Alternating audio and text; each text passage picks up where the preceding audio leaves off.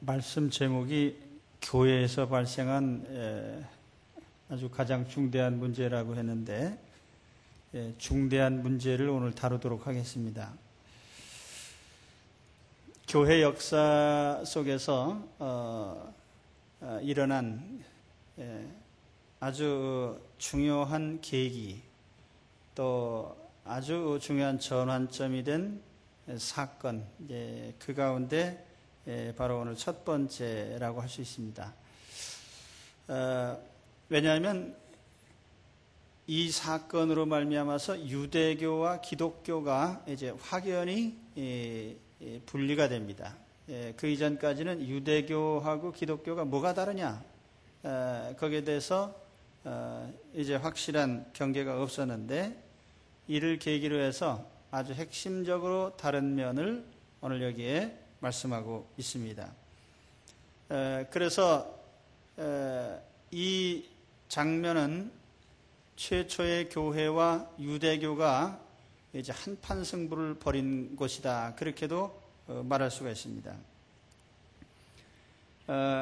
이 장면을 통해서 우리는 그 교리적인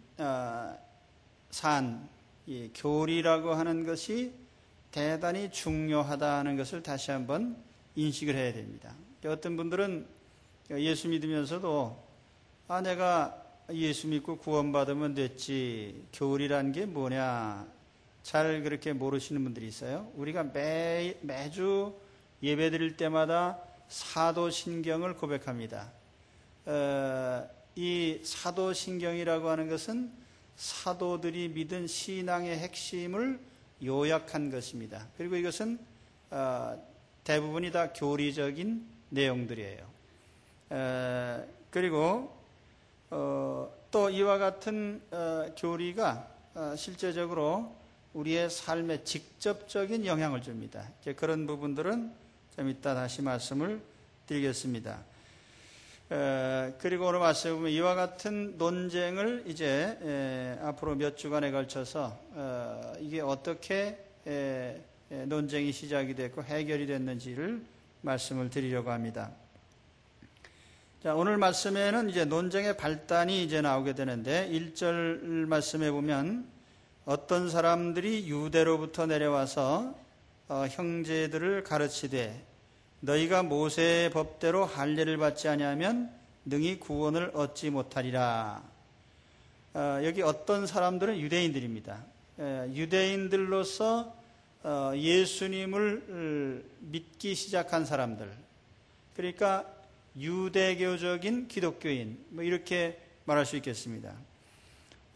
예수 안 믿는 유대인이 아니고 예수님을 믿는다고 하는 유대인이에요. 이 사람들이 안디옥 교회에 와서 성도들에게 어떤 교리적인 가르침을 이렇게 교육을 하는데 이것이 사도들의 가르침하고 방향이 전혀 달랐어요. 그것이 바로 오늘 말씀에 나오는 대로 모세의 법대로 할례를 받지 않으면 능히 구원을 받지 못한다라고 하는 이런 아주 중요한 사안입니다. 여기 유대교적인 요소와 이제 기독교의 핵심인 복음과 충돌이 일어나는데 두 가지 측면에서 여기 이제 중요한 충돌이 있습니다. 첫째는 구원의 문제예요. 자, 우리는 누구든지 예수 그리스도를 믿고 의지하면 다 하나님의 자녀가 된다. 과거와 현재와 미래의 모든 죄를 용서받고 하나님 자녀의 신분을 완전하게 회복한다라는 것을 분명히 말씀합니다. 그것이 우리 기독교의 구원의 핵심이죠. 예수님을 믿으면 누구나 다 하나님의 자녀가 되고 천국 자녀가 됩니다. 여러분 그걸 믿으십니까? 그런데 유대인들은 여기에다가 플러스 알파를 했어요. 예수님도 믿고 할례도 받아야 된다라는 추가 사항을 얘기를 한 거예요. 그리고 또 한 가지는 이 두 번째 논쟁은 뭐냐면 성결의 문제입니다. 우리가 거룩하게 살아야 되는데 이 거룩하게 되는 것이 우리 그리스도인들은 이 거룩하게 되는 건 역시 예수님의 십자가 외에는 없다고 믿습니다. 오늘 이 자리에 계신 분 가운데 잘못 알고 계신 분이 한 90% 될 거예요. 뭐냐면은 예수 믿고 하나님 자녀가 된 후에도 우리가 우리의 매일의 삶을 통해서 우리의 죄를 청산하고 거룩하게 되는 것은 예수 믿기 전에는 예수 믿는 것으로 우리가 용서를 받아서 하나님의 자녀가 됐는데, 믿은 후에는 하나님 말씀을 행하고 지켜야만 거룩해진다라고 하는 이런 생각을 가진 그리스도인이 90% 이상입니다. 여러분 어떻게 생각하십니까? 예수님 믿은 후에 우리가 거룩해지는 것이 하나님 말씀을 따라 사는 것을 통해서 거룩해집니까? 헷갈리죠. 예. 이게 헷갈리는 분은 벌써 점수가 제대로 안 나온 거예요. 우리 이 점에 있어서도 명백하게 예수 믿기 전에 하나님 자녀가 되는 것도 예수님 십자가를 통해서 우리가 하나님 자녀가 되는 것이고, 예수 믿은 후에 우리가 우리의 죽을 때까지 우리의 삶을 통해서 거룩해지는 것도 무엇을 지킴으로 거룩해지는 게 아니라 여전히 예수님의 십자가를 의지하는 그것을 통해서만이 거룩하게 하나님께 인정되는 것을 아셔야 됩니다. 이게 대단히 중요한 거예요. 그런데 유대인들은 어떻게 생각하냐면은 예수님을 믿은 후에 하나님 자녀가 됐으면 이제 하나님 자녀로서 거룩해지는 것이 모세의 법을 지켜야 된다는 거예요. 그 모세의 법 속에는 이제 우리가 흔히 여기 오늘 말씀에 모세의 법 그랬는데 유대인들이 말한 토라입니다. 토라. 혹시 토라라는 말 들어보셨는지 모르겠어요. 유대인들은 창세기, 출애굽기, 레위기, 민수기, 신명기 성경의 처음 5권을 토라라고 합니다. 제일 중요하게 여기는 책이에요. 그리고 이 토라를 그들의 삶의 원리로 삼으면서 바빌론 포로 이후에 이 사람들은 그 율법을 더 연구하고 연구해서 그 중에서 우리로 말하면은 어떤 엑기스만 뽑아낸다라는 식이죠. 그게 613개 조항의 계율로서 압축한 게 있어요. 그래서 지금도 유대인들은요, 그 613개 조항을 금과 옥조처럼 지킵니다. 그 613개 조항이라는 것은 또 둘로 나눠서 365개와 248개로 나누는데, 하라는 것과 하지 말라는 계명으로 또 분리를 합니다. 그래서 그 계명이 말하자면 토라가 말하는 우리 삶의 원리라는 겁니다. 근데 이런 것을 담고 있는 것이 흔히 말하는 유대인의 탈무드예요. 이 탈무드 속에 보면은 또 미시나라는 부분이 있는데 그 율법의 해석서입니다. 거기에 이런 삶의 규칙들을 뽑아내가지고, 예수님 당시에 예수님과 유대인들 사이에 충돌이 일어나잖아요. 그때도 항상 예수님께 유대인들이 공격한 내용이 뭐냐면, 당신은 왜 장로들의 유전, 조상의 유전을 지키지 않습니까? 이 조상의 유전이라는 게 뭐냐면 바로 이 탈무드의 전승을 얘기를 하는 거예요. 그 속에 이 613개 조항이 있고, 또 크게 보면은 몇 개의 카테고리로 나눌 수 있어요. 이 유대인들이 지키는 삶의 그 계율이, 예를 들면 첫째는 할례입니다. 난지 8일 만에 유대인이라면 당연히 할례를 받아야 선민의 자손으로 인정을 받습니다. 또 하나는 이제 결례라고 하는 것인데, 이 결이라는 것은 씻는다는 뜻입니다. 그래서 깨끗하게 씻는 의식, 성결 의식. 유대인이라고 하면은 누구나 이 성결 의식을 지켜야 돼요. 예를 들면 밖에 나갔다 들어오면 손을 씻어야 됩니다. 그냥 위생상 씻는 게 아니라 종교적인 그게 의식이에요. 또 음식을 먹을 때 아주 가장 철두철미하게 계율을 지킵니다. 그게 제가 사도행전 11장 강의할 적에 말씀드린 바가 있는데 아마 까맣게 잊어먹었을 거예요. 왜냐하면 그런 건 기억이 안 되니까. 근데 다시 한번 말씀드리면은, 예를 들면 유대인들의 그 음식 먹는 법은 지금도 똑같아요. 지금 그 정통파 유대인들 집에 가면 주방에 조리기구부터 음식하는 것까지 수도꼭지가 3개가 있습니다. 그리고 조리기구가 따로 다 이렇게 정리되어 있어요. 그래서 예를 들면 그들의 그 음식의 일반 계율을 보면은 성경이 부정하다고 여긴 음식은 먹으면 안 된다. 특히 그 동물 같은 경우에는 계율에 의해서 규칙대로 잡아야 돼요. 그러니까 유대인의 랍비가 입회한 데서 잡지 않은 고기는 안 먹습니다. 또 피는 반드시 제거해야 된다. 또 예를 들면 채소는 먹을 수 있지만은 벌레가 붙은 건 절대로 안 된다. 또 포유류와 새의 고기는 먹을 수 있으나 우유와 함께 먹으면 절대로 안 됩니다. 그리고 식기나 조리기구도 고기에 접촉된 것은 우유 요리를 절대로 할 수가 없어요. 왜냐하면 그 유류하고 육류하고는 절대로 같이 접촉하면 안 되게 되어 있습니다. 우리가 볼 때는 참 희한한 이것인데 지금도 그 사람들은 그렇게 지켜요. 그래서 그 주방에 가면은 그렇게 따로 다 있습니다. 고기 조리한 후라이팬에다가 우유 종자를 거기다 접촉시키면 안 되기 때문에 따로따로 해야 돼요. 이와 같이 오늘날에도 이 사람들은 그 음식을 통한 성결의식 이거를 지키고 있습니다.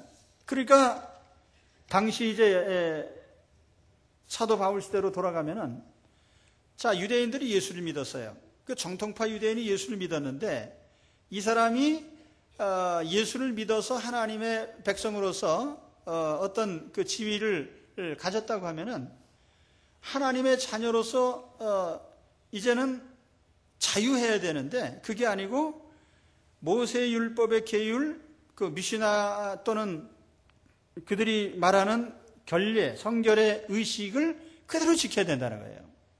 그래야 하나님 백성이라는 겁니다. 그러니까 이게 복음의 원리하고는 전혀 근본적으로 다른 거예요. 그래서 오늘 말씀해 보면은 이 유대인들하고 바울 바나바하고 크게 다툼이 일어났습니다. 오늘 말씀해 보면은 그 몇 절입니까?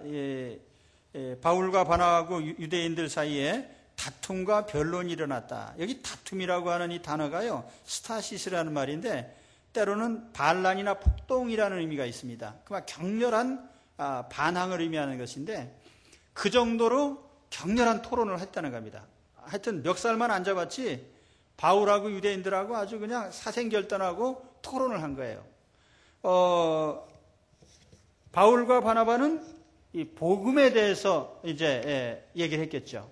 그 유대인들은 할례를 받아야 된다. 또 이런 장로들의 유전도 지켜야 된다라고 하는 이런 아마 논쟁을 벌였을 것입니다. 그리고 그 이후에 몇 절을 읽어봐도 바울은 바울대로 유대인은 유대인대로 자기 주장을 거듭한 걸 볼 수가 있습니다. 3절, 4절에 보면은 이제 안디옥 교회가 이 문제를 해결하기 위해서 대표자를 뽑아서 이제 예루살렘 교회로 파송을 합니다. 그 예루살렘에서 이제 장로님들과 또 거기에 사도들이 모여서 교회 역사상 최초의 총회를 개최합니다. 이게 이제 최초의 교회 회의로 그렇게 기록이 되는데 이때 대표자로 이제 바울과 바나바를 안디옥 교회 대표자로 보내는 겁니다. 근데 바울과 바나바가 이제 예루살렘까지 가는 길에 사마리아 또는 베니게, 이 페니키아 지역, 이 지역에 세워진 이방 교회들에 들려서 자기들이 전도할 때 일어난 그 역사들, 복음의 역사들을 교회 안에 간증을 하면서 이제 은혜를 끼칩니다. 그리고 4절에 보면은 예루살렘에 도착했을 때 사도들과 교인들의 영접을 받으면서 이제 환영을 받았는데 그때도 역시 하나님께서 자기들과 함께 하셔서 복음으로 얼마나 이방인들 속에 많은 역사가 일어나는지를 이제 그들에게 설명을 하고 있습니다. 그리고 반대로 5절에 가서 보면은 바리새파에 속한 그 유대인들, 이들 중에 예수 믿는 일부의 사람들이 이제 이 바울의 교리에 반박을 하면서 율법을 지켜야 된다는 점을 강력하게 또 내세우고 있습니다. 우리가 이 장면에서 이 교리적인 문제에 대한 관심을 가져야 돼요.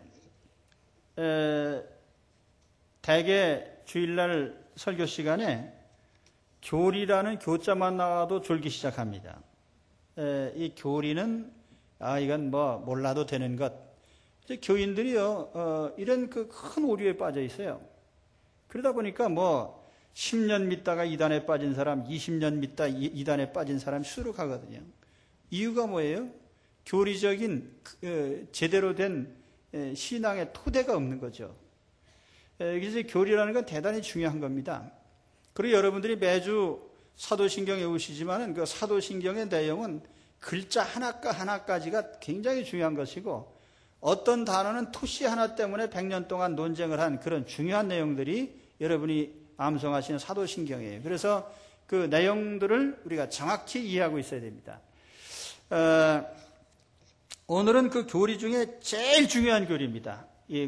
우리가 어떻게 하면 구원을 받느냐라고 하는 구원론. 여기에 초점을 맞춰서 오늘 말씀을 다시 한번 보시기 바랍니다. 그리고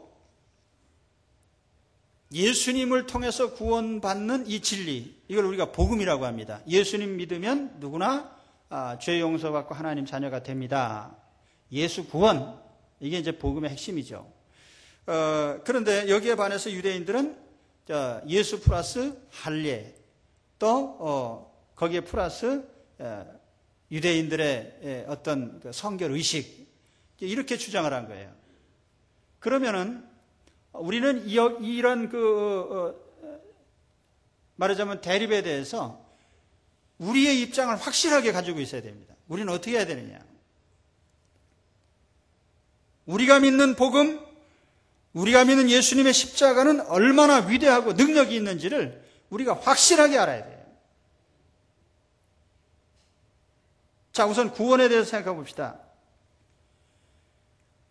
우리는 어떤 죄인이라 할지라도 예수님의 십자가를 믿고 의지하는, 우리가 주님을 영접하고 주님을 믿는 한 우리는 모든 죄에서, 모든 정죄에서 우리는 자유합니다. 모든 정죄에서 풀려납니다. 어떤 우리 인생의 일도 우리를 얽어맬 수 없어요. 어떤 정죄도 우리를 얽어맬 수 없습니다. 이것을 로마서 8장 1절에 보면은 뭐라고 설명을 합니까? 그러므로 이제 예수 그리스도 안에 있는 자에게는 결코 정죄함이 없나니 이는 그리스도 예수 안에 있는 생명의 성령의 법이 죄와 사망의 법에서 너를 해방하였습니다. 결코 정죄가 없다. 예수 믿는 사람에게는. 이 말의 뜻은 뭐예요? 우리가 예수님을 믿을 때에 우리의 과거의 죄는 물론 현재의 죄나 미래의 죄나 다 100% 완벽하게 속죄해 주셨다는 사실입니다. 그러니까 우리는 무죄자로 인정을 받은 거예요. 그래서 예수님의 십자가가 위대한 겁니다. 대단한 거예요. 혹시 예전에 캐톨릭 신앙을 가졌던 분들이 계신지 모르겠습니다. 캐톨릭 신앙과 기독교가 뭐가 다르냐라고 묻는 분들이 많은데, 그 핵심적인 교리 중에 하나가 바로 이 구원론에 있어서의 차이입니다. 우리는 예수 그리스도만 믿으면 어떤 것도 추가할 필요가 없다고 확신합니다. 그런데 캐톨릭 교회의 기본 교리 속에 보면은 예수님을 믿어도 인간적인 노력이 첨가되도록 되어 있어요. 그래서 예를 들면 그 연옥의 교리라고 하는 것도 그렇습니다. 우리가 예수 그리스도를 믿어도 당장 천국까지 못하고 대부분은 연옥에 떨어진다. 그래서 그 연옥에서 어떤 인간적인 공로나 공적에 의해서 다시 천국으로 올라갈 수 있다. 혹시 제가 잘못한 겁니까? 그런데 자, 하나님의 아들이신 예수님께서 인간의 몸을 가지고 오셔서 십자가에서 죽으실 때 절반의 구원을 위해서 죽으신 것은 절대로 아니죠. 마태복음 18장에 보면은 탕감의 예화가 나오는데, 자, 하나님께서 우리가 지은 모든 죄값을 갚아주시는데 내가 갚아야 될 돈이 10억인데 9억을 갚아주시고 1억은 네가 갚아라. 그렇게 하시느냐고요. 파산한 사람이 1원도 갚을 수가 없는데 네가 일부를 갚으라고 하면 갚을 수 있는 것인가? 근본적으로 하나님은 인간들이 자기 자신의 죄값을 갚을 수 없는 존재임을 아시기 때문에 하나님의 아들을 대신 이 땅에 보내셔서 십자가에 죽게 하신 겁니다. 여러분 중에 누구라도 일부나마 자기 죄값을 자기가 갚을 수 있다고 생각한다면 그것은 하나님 앞에 엄청난 교만이고 하나님 앞에 근본적으로 잘못된 자세인 걸 아셔야 됩니다. 우리는 하나님 앞에 내 힘으로 어떤 죄값도 하나님 앞에 감히 갚을 수 없습니다. 그래서 하나님께서 우리의 죄를 전적으로 용서해 주시기로 하신 거예요. 그러므로 오직 십자가만을 의지하는 이 한 가지로 우리는 완벽하게 하나님의 자녀로 인정을 받습니다. 이게 우리 그리스도인들이 믿는 가장 중요한 구원의 핵심적인 교리입니다. 교리가 아니라 진리죠.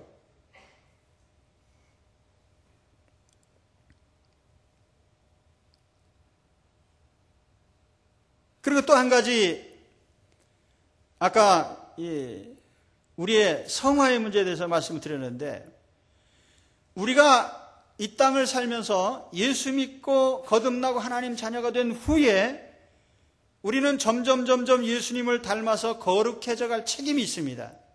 그런데 이 거룩의 문제가 어떤 유대적인 사고방식대로 한다면은 우리가 예수 믿은 다음에 거룩해지는 것은 하나님의 계명을 하나하나 지키면 거룩해진다고 잘못 생각하기 쉬운 거예요. 예를 들면 우리가 십계명을 지키고 혹은 주일을 지키고 새벽기도 생활을 하고 11조 생활을 하고 어떤 우리 개인 경건 생활을 하고 이런 거를 지킴으로써 우리가 거룩해진다고 생각한다면 이건 역시 잘못된 것입니다. 예수 믿은 후에 우리가 거룩해지는 과정 역시 우리에게는 오직 예수님의 십자가밖에 없습니다.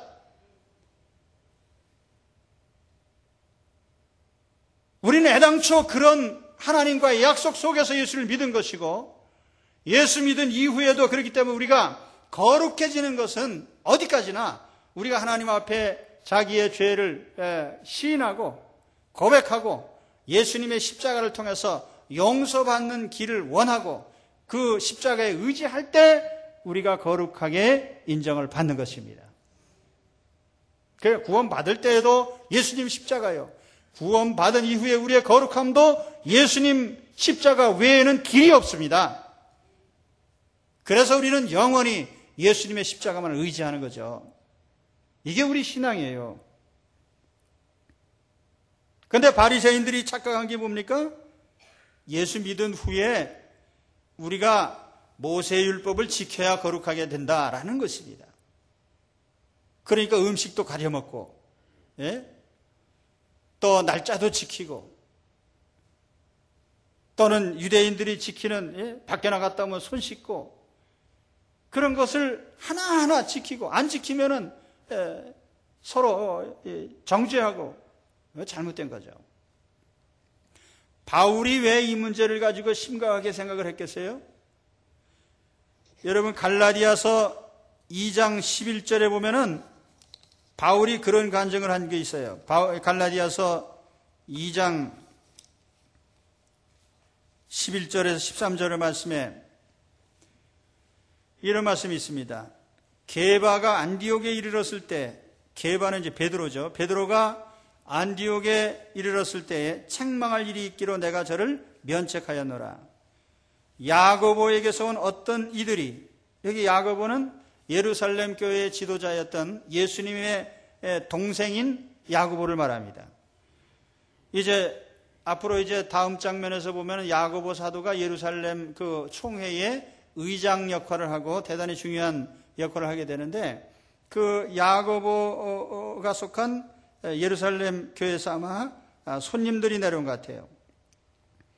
그래서 베드로 사도가 안디옥에 잠깐 머무는 동안에 아마 교인들하고 같이 식사할 자리가 있었던 것 같습니다. 그래서 거기에는 베드로도 있고 바나바도 있고 유대인들도 있고 이방인들도 있고 이렇게 큰 만찬이 벌어졌는데 그때 예루살렘에서 손님이 온다라는 소리가 들리니까 베드로 사도가 슬그머니 자리를 떴어요. 왜냐하면 이방인하고 같이 앉아서 먹는 것 자체가 유대 사회에서는 불결하게 생각을 했기 때문에 그것을 책망받기 싫으니까 베드로가 자리를 뜬 겁니다. 베드로가 자리를 떴더니 거기 정통파 유대인에 속한 이런 사람들이 또 슬그머니 일어났어요. 그랬더니 바나바도 또 슬그머니 일어났어요. 그 남은 건 누구예요? 이방인밖에 안 남은 거예요. 그럼 만일 교회 공동체 안에 애찬의 순서가 있고 식사를 하게 되는데 그러면은 결과적으로는 이방인과 유대인들이 따로 앉아 먹어야 된다는 거예요. 이런 일이 어떻게 일어날 수가 있어요? 하나님 교회 안에서. 만일 오늘날에 교회 안에 더 깨끗한 사람은 이쪽에서 먹고, 여기 주일날 예배 드릴 때에도 제일 이쪽에는 제일 깨끗한 사람이 앉으시고, 그 다음에 불결한 사람은 이쪽에 제일 불결한 사람이 제일 저쪽 줄에 앉으시라고 하면 여러분 좋아하시겠어요? 그 말도 안 되는 얘기죠. 그래서 이런 교회 분열적인 요소가 유대교 속에 가지고 있었던 것입니다. 그 유대교는 근본적으로 배타적이에요. 만일 이 교리가 유대인들이 주장하는 대로 그대로 채택이 되었다라고 하면은 기독교는 유대교 안에 그냥 녹아져 가지고 이제 유대 사회를 떠나지 못하고 영원히 유대인들 안에 주저앉았을 겁니다. 그런데 여기에서 복음은 그런 게 아니다라고 바울과 바나바가 변론을 했고 또 온 교회가 이것을 격렬히 토론해 가지고 진리가 뭐냐라고 하는 확신을 가지고 복음에 대한 것을 규정을 했기 때문에 이 복음이 이방인을 향하게 되고 온 세계로 퍼지게 된 겁니다. 지금도 보면 유대인이 2천만 명도 안 돼요. 그 안에 유대교로 주저남아 앉아 있을 것인가? 아니면 전 세계 수십억을 향한 복음으로 이렇게 퍼져나갈 것인가? 이것이 바로 이 순간에 결정이 된 거예요. 오늘 여러분, 우리는 예수 그리스도를 믿는 이 믿음이 얼마나 위대한지를 아셔야 됩니다. 우리가 믿는 예수님이 얼마나 위대하신지를 알아야 돼요. 예수님께서 십자가에서 죽으신 것이 얼마나 위대한지를 알아야 됩니다. 예수님께서 십자가에서 죽으신 이 사실 때문에 우리는 어떤 조건도 머리털만 한 것도 추가할 필요 없이 완벽하게 하나님의 자녀가 되는 길을 우리는 얻었습니다. 또 예수님의 십자가 때문에 우리는 믿음 이후의 삶을 통해서도 여전히 우리가 하루하루 우리가 죄로부터 성화되고 거룩해져가는 길을 예수님의 십자가 때문에 우리가 얻은 것입니다. 그 예수님 십자가만을 중심으로 해서 사시기를 바랍니다. 그래서 사도 바울이 고린도서에 말씀하기를 십자가의 도가 멸망하는 사람들에게는 어리석어 보여도 구원을 얻는 우리에게는 하나님의 능력이라. 십자가는 우리의 능력입니다. 구원하는 능력이고 거룩해지는 능력이고 사탄을 이기는 능력이고 죄를 이기는 능력이고 모든 정죄에서 자유케 하는 능력이고 우리로 하여금 가장 자유롭게 하나님의 은혜를 누리게 하는 능력입니다. 자유함을 얻으십시오. 예수님의 십자가 안에서 진정한 자유를 누리는 여러분들이 되시기를 축원합니다. 제가 예수 믿기 전에 제 이름자가 뭐냐면 김령규입니다. 영규가 아니고 우리 할아버님께서 신령령자를 쓰셔서 이름자에도 쓰지 않는 글자를 갖다가 이름자로 삼으셨어요. 그래서 제 이름이 김령규입니다. 그런데 신령령자 별규자예요. 영어로 해보니까 스피리추얼 스타입니다. 영적인 스타예요. 제가 목사가 되고 나서 가만히 생각해보니 우리 할아버님께서 신령한 안목이 있으셨던 것 같은데 그 후에 저희 친척 되는 분이 제가 이제 6.25 때 그렇잖아요. 호적도 제대로 안 하고 다니고 그래가지고 나중에 이제 제가 이 초등학교 4학년 때인가요? 몇 학년 때 호적을 가보니까 호적이 없는 거예요, 제가. 그래서 제 호적을 이제 우리 친척분이 해주면서 보니까 생년월일도 모르지. 이름자는 정확히 한자로 잘 모르시지. 그러니까 영자는 꽃뿌리 영자로 바꿔놓고 생년월일은 또 대충 이제 날짜를 그냥 7월을 8월로 바꿔놓고 또 나이는 뭐 한 3년 줄여가지고 대충 갖다가 호적을 하신 거예요. 근데 그 후에 제가 이제 대학 다니다가 폐병 들고 집에 있고 이렇게 좀 문제가 생길 때, 그때 우리가 예수 안 믿을 때니까 저희 어머니께서 지나가는 어떤 중이 아마 올바른 승려가 아니었던 것 같아요. 점이나 쳐주고 이제 돈 받는 사람인데, 이게 이름자가 안 좋다 이거예요. 그래서 제 이름을 김태규로 바꿔놓고, 그걸 그냥, 바꿔놓지 말고 이름을 써야 된다는 겁니다. 그래서 제가 그 음반지에다가 김태규 써가지고, 그걸 하나 이렇게 끼고, 근데 얼마 후에 잊어먹었습니다. 참 다행인데, 근데 김태규 안만 써도 뭐 별로 달라지는 것도 없고, 제가 뭔 얘기 하려고 하는 거죠? 그 이름자 바꿔야 뭐가 된다 그래가지고, 그렇게 한 거예요. 그런데, 지금에도 많은 분들이 점쟁이한테 가서 굽신거리면서, 야, 당신은, 오늘 내가 운세를 보니까 금년에는 절대로 이게 불을 가까이 하면 안 돼. 불 가까이 안 하고 어떻게 살아요? 사람이.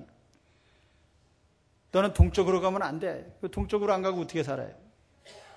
밤낮 세계 일주만 합니까? 동쪽으로, 서쪽으로? 그리고 이제, 이사 날짜 잡아가지고, 야, 손 있는 날은 이사 가면 안 돼. 그러니까 손 없는 날, 이사 가다가 비를 쫄딱 맞아가지고 오늘 같은 날, 이사를 한다든지, 집 수리하는 것도 다, 날짜 봐가지고 이렇게, 고쳐야 되고, 날 잡아야 되고, 얼마나 걸리는 게 많습니까?